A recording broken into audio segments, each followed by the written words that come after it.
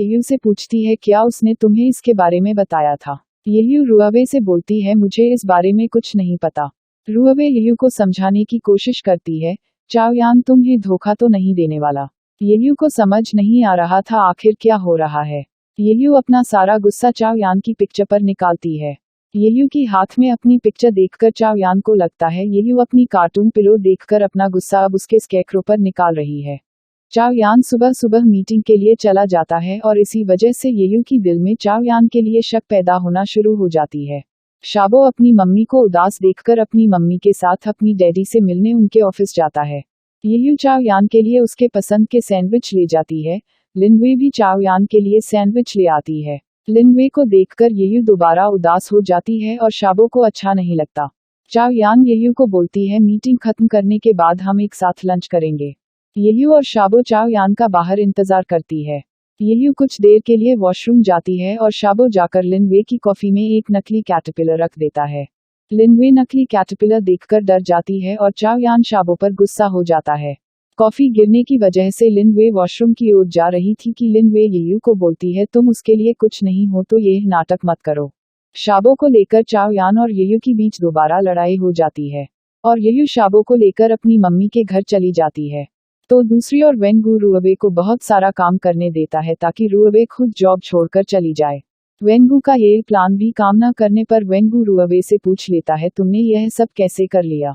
रुअबे वेनगू को बोलती है इससे पहले मुझे 100 डॉक्टर के लिए काम करना पड़ता था। येयू की मम्मी समझ जाती है येयू चाओयान के साथ लड़ाई करके आई है। तो दूसरी ओर निंगफैंग की मुलाकात लिनवे के साथ दोबारा हो जाता है। कुछ साल पहले लिनवे निंगफैंग का पेशेंट थी। लिनवे हमेशा की तरह निंगफैंग से कुछ छुपाने की कोशिश कर रही थी। येयू अपना और शाबो का लगेज घर पर छोड़ आती है और डोरबेल सुनकर येयू को लगता है चाओयान आया है। चाओयान एक डिनर मीटिंग की वजह से अपनी सेक्रेटरी को भेजता है येयू को उसके लगेज दे आने के लिए। तभी येयू की डैडी बहुत ज्यादा बीमार पड़ जाते हैं और उन्हें हॉस्पिटल ले जाया जाता है। येयू रुअबे के साथ शाबो को घर भेज देती है। शाबो अपने डैडी को सब कुछ बोल देता है। चाओयान शाबो को लेकर हॉस्पिटल जाता है और येयू की डैडी की सर्जरी की सारा इंतजाम करता है। चाओयान और येयू के बीच सब कुछ पहले जैसा नॉर्मल हो रहा था। मिसेस ही येयू की डैडी को देखने हॉस्पिटल आती है। वेनगू भी येयू की डैडी से मिलने आता है और येयू वेनगू से पूछती है चाओयान के साथ उन बैक साइड पिक्चर का क्या संबंध है। येयू वेनगू के साथ सौदा करती है, तुमने मुझे सच बताया तो मैं रुअबे के मामले में तुम्हारी मदद करूंगी। वेनगू येयू को सारा सच बोल देती है। तो दूसरी ओर मिसेस ही येयू के बारे में जानने के लिए येयू की इंफॉर्मेशन निकालने के लिए बोलती है। येयू की मम्मी चाओयान को हॉस्पिटल बुलाता है और अपने फ्रेंड्स के साथ इंट्रोड्यूस कराते हैं। निंगफैंग रुअबे के साथ येयू की डैडी को देखने आता है और चाओयान को यह बात अच्छा नहीं लगता। लिनवे हॉस्पिटल आ जाती है चाओयान को मीटिंग के बारे में बताने और चाओयान को जाना पड़ता है। दूसरी ओर रुअबे का बड़ा भाई ऑफिस आ जाता है रुअबे से पैसे मांगने के लिए। वेनगू को गलतफहमी हो जाती है और वेनगू रुअबे को प्रोटेक्ट करने के लिए अपना गर्लफ्रेंड बताता है। वेनगू को रुअबे बोलती है वो उसका बड़ा भाई है और रुअबे का भाई चला जाता है। रुअबे को येयू का खोया हुआ रिंग दोबारा मिल जाती है और रुअबे येयू को रिंग लौटा देती है। हॉस्पिटल से डिस्चार्ज के दिन शाबो अपने डैडी के साथ हॉस्पिटल जाता है अपने नाना को देखने। डिनर के वक्त शाबो पहली बार येयू की मम्मी डैडी को नाना नानी बुलाता है लेकिन चाओयान को डैडी नहीं बुलाता। चाओयान अपने काम में पहले से ज्यादा बिजी होने लगा है, इसलिए येयू अच्छी तरह से रेडी होकर चाओयान से मिलने जाती है। होटल के एलिवेटर में येयू को गलतफहमी हो जाती है। येयू चाओयान की क्लाइंट को परवर्त समझ लेती है। लिनवे येयू को बोलती है तुम हमेशा चाओयान को मुश्किल में डाल देती हो और मुझे पता है तुम दोनों की कॉन्टैक्ट मैरिज के बारे में। चाओयान येयू को घर छोड़ना चाहता था लेकिन येयू निंगफैंग के साथ चली जाती है। वेनगू येयू को पब में किसी और के साथ देखकर चाओयान को पब में बुला लेता है। चाओयान येयू को अपने साथ घर चलने के लिए कहता है तभी लिनवे का कॉल आ जाती है। येयू चाओयान को गलत समझती है और चाओयान से बोलती है मुझे इस नकली रिश्तों में नहीं रहना।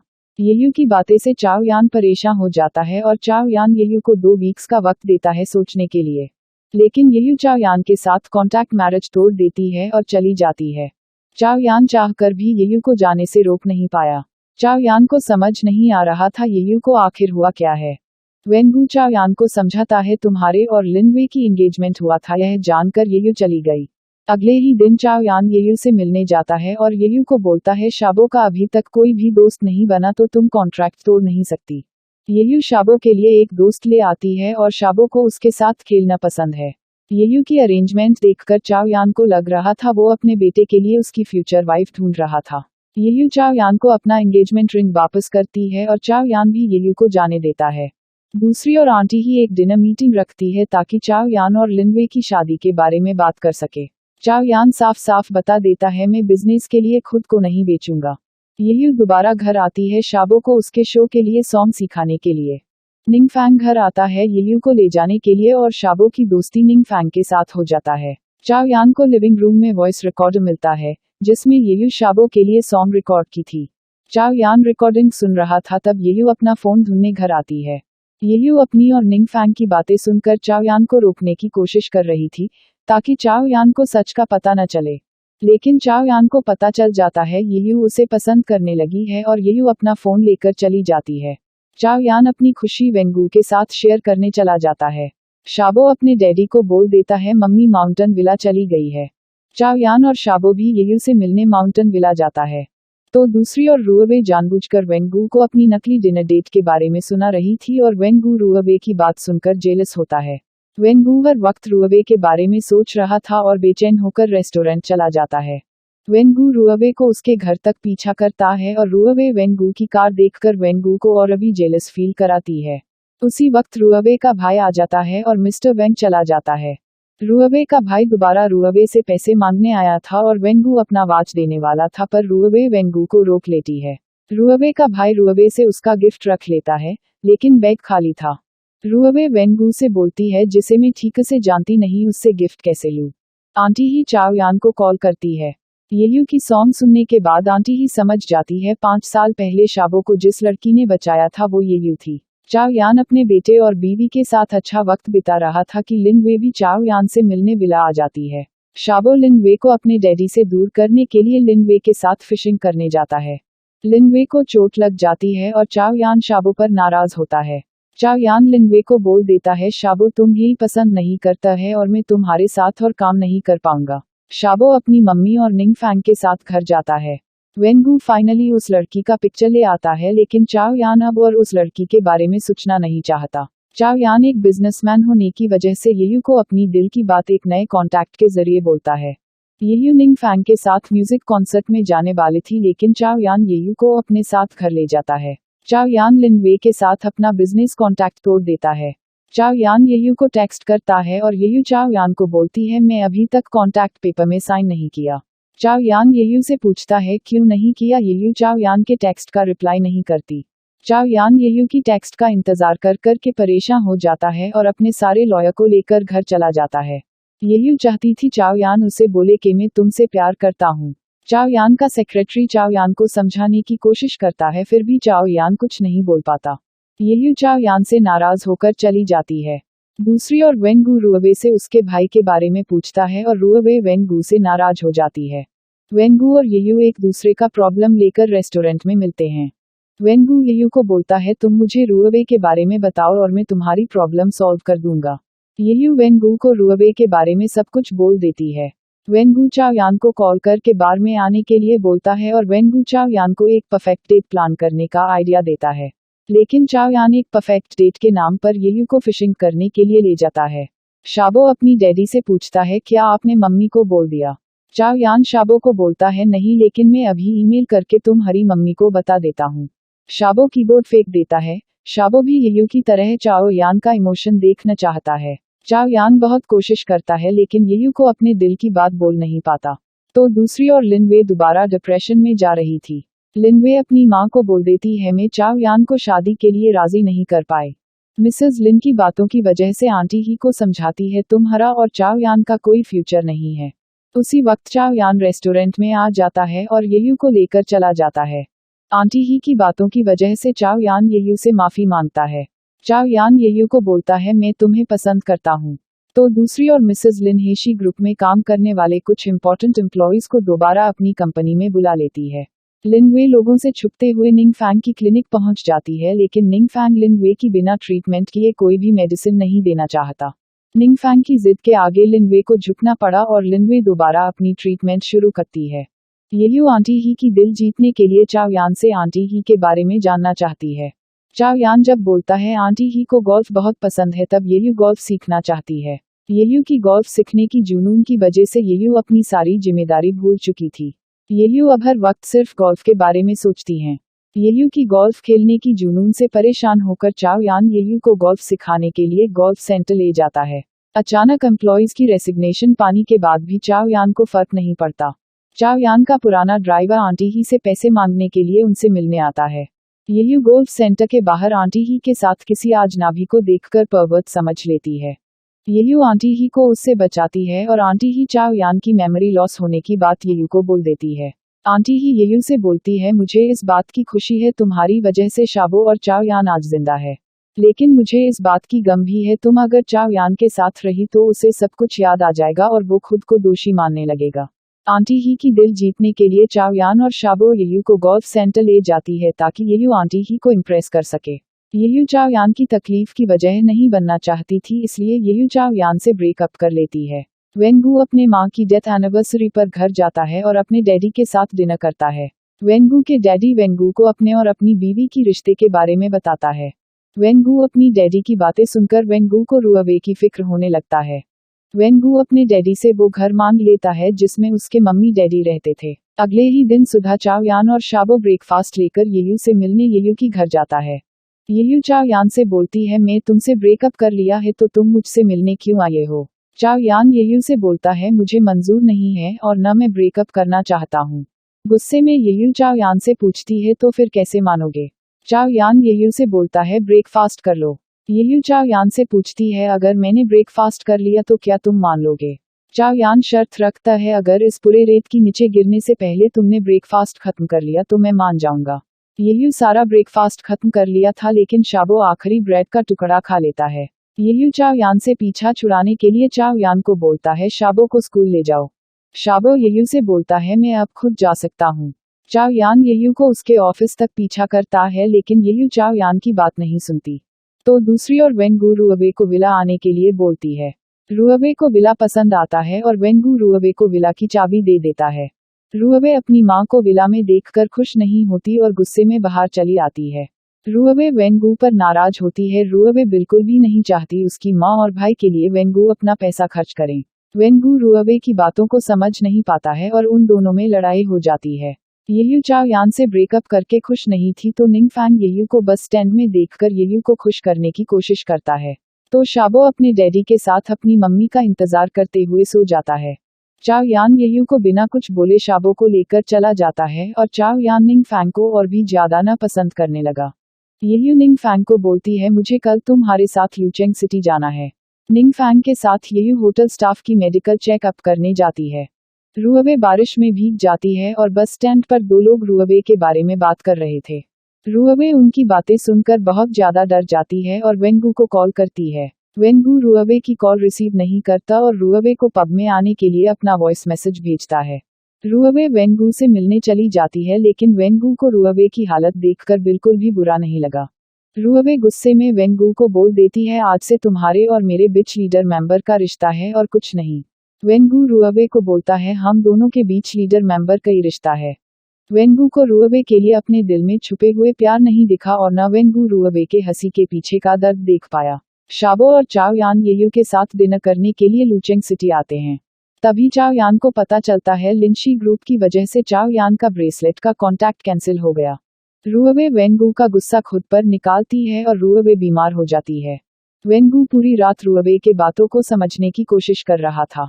वेंगू रुअवे को गलत प्रूफ करना चाहता है इसलिए वेंगू सबको बोलता है मुझे किसी पार्टी में इनवाइट मत करना और वेंगू पूरी जिम्मेदारी के साथ अपना ऑफिस संभालने लगा। लिनवे डिप्रेशन में है इस बात की खबर लिनवे की मां को नहीं थी। तो दूसरी ओर येल्यू का प्रोफेसर येल्यू को एक मौका देते हैं जर्मनी जाकर पढ़ने के लिए। लिनवे येल्यू से मिलने आती है और येल्यू को इनविटेशन कार्ड देती है ताकि येल्यू चाओ यान को उस पार्टी में भेज सके। येल्यू लिनवे की मदद करने से इनकार कर देती है। येल्यू रुअवे को बोलती है तुम्हें वेंगू से प्यार हो गया है लेकिन रुअवे यकीन नहीं करती। येल्यू वेंगू को कॉल करके बताती है रुअवे बीमार है। रुअवे वेंगू की बातें सुनना चाहती थी इसलिए येल्यू रुअवे से झूठ बोलती है वेंगू नहीं आएगा। रुअबे का उदास चेहरा देखकर येयू बोल देती है वो आ रहा है। रुअबे वेनगू से मिलने के लिए जल्दी से रेडी होना शुरू करती है। चाओ यान वेनगू को घर ड्रॉप करने आया था लेकिन वेनगू चाओ यान और येयू को कुछ देर के लिए बाहर जाने के लिए बोलता है। वेनगू रुअबे से पूछती है तुम बीमार हो?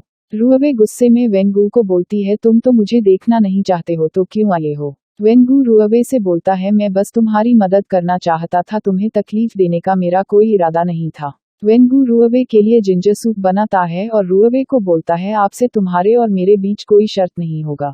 वेनगू की बातें सुनकर रुअबे वेनगू को घर से निकाल देती है। तो दूसरी ओर चाओ यान के लिए येयू चाओ यान को उस पार्टी में बुला लेती है जिसके बारे में लिन वे येयू को बोल के गई थी। चाओ यान येयू की जगह पर लिन वे को देखकर चाओ यान येयू को कॉल करता है। येयू चाओ यान को बोलती है तुमने मेरे लिए बहुत कुछ किया है लेकिन मेरे दिल में अब तुम्हारे लिए और प्यार नहीं बचा। लिन वे चाओ यान को बोलती है मुझे तुम्हारा दिल नहीं चाहिए, बस तुम चाहिए, और यह सौदा तुम्हारे और हेशी ग्रुप के लिए भी अच्छा है।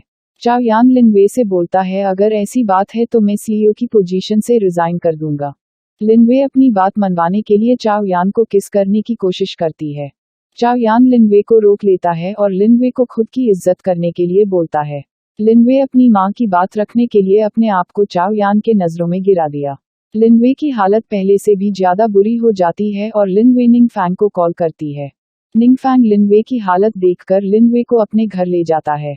तो दूसरी ओर चाओ यान की सेक्रेटरी चाओ यान को बोलती है कुछ दिन पहले आंटी ही और येयू के बीच कुछ बात हुई थी गोल्फ स्टेडियम के बाहर, जहां पर आपका पुराना ड्राइवर को भी देखा गया था आंटी ही के साथ। आंटी ही चाओ यान से पूछने चली आती है तुमने लिन वे से क्या कहा? चाओ यान आंटी ही से पूछता है अपने येयू से ऐसा क्या कह दिया कि उसने मुझसे ब्रेकअप कर लिया। तभी चाओ यान का पुराना ड्राइवर आंटी ही को कॉल करता है और चाओ यान ड्राइवर को पकड़ लेता है। मजबूर होकर आंटी ही चाओ यान को बोल देती है 5 साल पहले जो एक्सीडेंट हुआ था उस दिन ड्राइव तुम कर रहे थे। उस एक्सीडेंट में तुमने अपने फैमिली के साथ अपना याददाश्त भी खो दिया था। उस दिन येयू शाबो की जान बचाई थी, इसलिए शाबो येयू को इतना चाहता है। येयू अपने मम्मी डैडी को अपने और चाओ यान की रिश्ते के बारे में सच बोल देती है। दूसरी ओर वेनगू अपने काम में ज्यादा बिजी होने लगा है जिसकी वजह से अब रुअबे के साथ बात नहीं कर पाता है। वेनगू रुअबे के लिए जिम्मेदार होने लगा है लेकिन रुअबे हमेशा की तरह वेनगू को परेशान करना बंद नहीं किया। लिनवे अपने मम्मी से छुपने के लिए निंगफैंग के घर रहने लगी। येयू जर्मनी जाने से पहले अपना फेयरवेल पार्टी रखती है और चाओ यान भी पार्टी में शामिल होता है। चाओ यान येयू को खुद से दूर करने के लिए येयू का ब्रेकअप एक्सेप्ट कर लेता है और चला जाता है। येयू जो चाहती थी वो मिलने के बावजूद भी मायूस थी। लिनवे को पता चल जाती है निंगफैंग येयू से प्यार करता है। निंगफैंग जब लिनवे को येयू और चाओ यान के ब्रेकअप के बारे में बताता है तब लिनवे निंगफैंग को बोलता है तुम उसे अपने दिल की बात क्यों नहीं बताते। निंगफैंग लिनवे की बात का जवाब न देकर चला जाता है। येयू एयरपोर्ट जाने वाली थी तब वेनगू रुअबे को कॉल करके चाओ यान के बारे में पूछता है। येयू चाओ यान के बारे में जानने के लिए आंटी ही को कॉल करती है। आंटी ही येयू को बोलती है उसे सच्चाई पता चल गया है और तब से किसी को नहीं पता वो कहाँ है। येयू निंगफैंग के साथ चाओ यान को ढूंढने उसके ऑफिस जाती है। चाओ यान खुद को अपने भाई की मौत की वजह समझ रहा था। येयू चाओ यान को समझाने की कोशिश करती है तुम्हारी कोई गलती नहीं है। चाओ यान की हालत देखकर येयू चाओ यान से बोलती है चलो घर चलते हैं शाबो और मुझे तुम्हारी जरूरत है। घर पहुंचकर चाओ यान येयू को चले जाने बोलता है। येयू चाओ यान को बोलती है मैं तुम्हें छोड़कर जर्मनी नहीं जाऊंगी। चाओ यान येयू से बोलता है हमारा ब्रेकअप हो चुका है तो दोबारा यहाँ मत आना। येयू चाओ यान को डिप्रेशन से बाहर निकालने के लिए निंगफैंग की मदद चाहती है लेकिन निंगफैंग येयू से बोलता है तुम उसकी मदद नहीं कर सकती, तुम्हें जर्मनी चले जाना चाहिए। येयू निंगफैंग से बोलती है नहीं मैं उसकी मदद करके रहूंगी। येयू चाओ यान के लिए दोबारा घर आ जाती है। चाओ यान शाबो को समझाना चाहता था येयू तुम्हारी मम्मी नहीं है लेकिन येयू चाओ यान को बोलने नहीं देती। शाबो और येयू चाओ यान के लिए खाना लाती है लेकिन चाओ यान कोई बात नहीं करता, इसलिए येयू चाओ यान के लिए एक नोट के साथ खाना बाहर छोड़कर चली जाती है। येयू चाओ यान की मदद करने के लिए वेनगू की मदद लेती है एक्सीडेंट की सच्चाई जानने के लिए। येयू चाओ यान के साथ डिनर करने के लिए इंतजार कर रही थी। येयू चाओ यान को दोबारा एक्सीडेंट के बारे में याद करने के लिए कहती है मुझे तुम पर भरोसा है, तुमने कुछ गलत नहीं किया। लेकिन चाओ यान येयू को दोबारा वापस न आने के लिए बोल देता है। येयू का उदास चेहरा देखकर निंगफैंग चाओ यान से मिलने चला जाता है। निंगफैंग चाओ यान से बोलता है तुमने येयू से ब्रेकअप कर लिया है तो ऐसे ही रहना, मैं उसे अपने दिल की बात बोलने जा रहा हूँ और उसके साथ जर्मनी चला जाऊंगा। चाओ यान निंगफैंग को बोलता है तुम्हारे लिए अच्छा है। निंगफैंग की बातों की वजह से चाओ यान को लगने लगा था वह अब येयू को हमेशा के लिए खोने वाला है। निंगफैंग येयू को अपने साथ मेडिकल स्कूल ले जाता है। चाओ यान इनसिक्योर होकर मेडिकल स्कूल चला जाता है और अपने साथ येयू को ले आता है। निंगफैंग येयू को प्रपोज करने के लिए अच्छा खासा तैयारी किया था। तभी लिनवे आती है और बोलती है ऐसी तैयारियां लोग अपने प्यार के लिए करते हैं लेकिन तुमने अपने दुश्मन के लिए किया। निंगफैंग गिटार प्ले करता है और लिनवे को अच्छी लगी। लिनवे अब निंगफैंग की गम में उसके साथ रहने लगी। तो दूसरी ओर शाबो अपने क्लास छोड़कर बास्केटबॉल के साथ ग्राउंड में आ जाता है। शाबो बास्केटबॉल खेलना चाहता था। शाबो अपने डैडी को एक पिक्चर दिखाता है और पहली बार शाबो चाओ यान को बाबा बोलता है। काफी सालों के बाद चाओ यान शाबो की मुख से बाबा सुनकर खुश हो जाता है और अपने बेटे के साथ बास्केटबॉल खेलता है। चाओ यान निंगफैंग से मिलने जाता है। अब चाओ यान येयू की खुशी के लिए अपनी याददाश्त वापस लाना चाहता है। निंगफैंग चाओ यान की याददाश्त वापस लाने के लिए अपने पुराने दोस्तों से मदद मांगता है। तभी निंगफैंग लिनवे के लिए अपने दोस्त से 5 साल पुरानी फैशन डिजाइनिंग कंपटीशन के बारे में इंफॉर्मेशन निकालने के लिए बोलता है। चाओ यान जब अपने पुराने ड्राइवर को डराता है तब चाओ यान को सच पता चलता है और चाओ यान आंटी ही को बोलता है 5 साल पहले कोई एक्सीडेंट नहीं हुआ था, किसी ने मर्डर का प्लान किया था। रुअवे अपने माँ से मिलती हैं लेकिन उन्हें उदास कर देती है और वो चले जाते हैं। रुअवे हमेशा अपनी माँ को बहुत ज्यादा याद करती है। वेनगू रुअवे को रोते हुए देखकर हर एक चीज के लिए माफी मांगता है जिसकी वजह से रुअवे को तकलीफ पहुंची है। रुअवे वेनगू को बोलती है तुम्हें मुझसे माफी मांगने की कोई जरूरत नहीं है, तुम जा सकते हो। वेनगू रुअवे को अपनी बाहों में उठाकर अपनी सीक्रेट प्लेस पर ले जाता है। रुअवे वेनगू को दिखाती है कैसे उसने अपनी हर एक गलती की सजा अपने आप को दिया है। वेनगू रुअवे की चारों ओर एक घर का नक्शा बनाता है और रुअवे से बोलता है ये वह घर है जो मैं तुम्हें देना चाहता हूँ। वेनगू रुअवे से इजाजत मांगता है अगर तुम्हें मंजूर है तो मैं तुम्हारे साथ इस घर में रहना चाहता हूँ। रुअवे वेनगू को किस करके अपनी मंजूरी दे देती है। येयू शाबो से मिलने स्कूल जाती है तभी येयू किडनैप हो जाती है और शाबो अपने डैडी को सब कुछ बता देता है। येयू को बचाने की कोशिश में चाओ यान का एक्सीडेंट हो जाता है और उसे सब कुछ याद आ जाता है। येयू चाओ यान को बोलती है तुम्हारे भाई के पुराने बिजनेस पार्टनर ने अपनी गलती छुपाने के लिए उन्हें मारने की प्लानिंग की थी। तो दूसरी ओर लिनवे को पता चलती है लिनवे की मां ने उसकी जीती हुई ट्रॉफी किसी और को दिला दी थी। लिनवे अपनी मां को अपने सपने के बारे में बताती है लेकिन लिनवे की मां उसका साथ नहीं देती। लिनवे की सपनों को पूरा करने में निंगफैंग लिनवे की मदद करता है।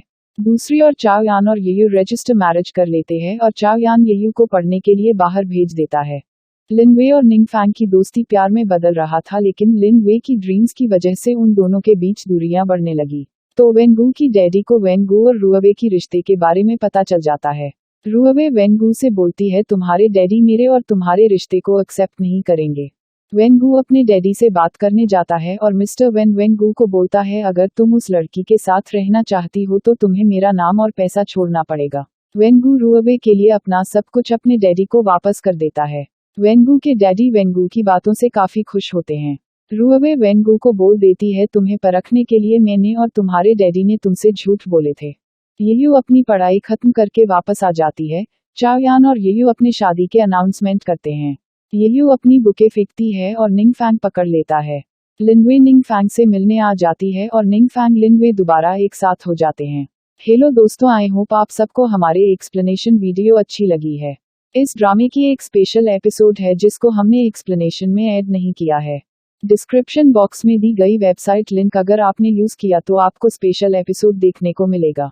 स्पेशल एपिसोड देखने के बाद हमें कमेंट करना मत भूलिए। हमें कमेंट करके जरूर बताएगा अगर स्पेशल एपिसोड की तरह पूरे ड्रामा को बनाया जाता तो कैसा होता। जाने से पहले चैनल को सब्सक्राइब कर लीजिए और बेल आइकॉन को क्लिक कर लीजिएगा।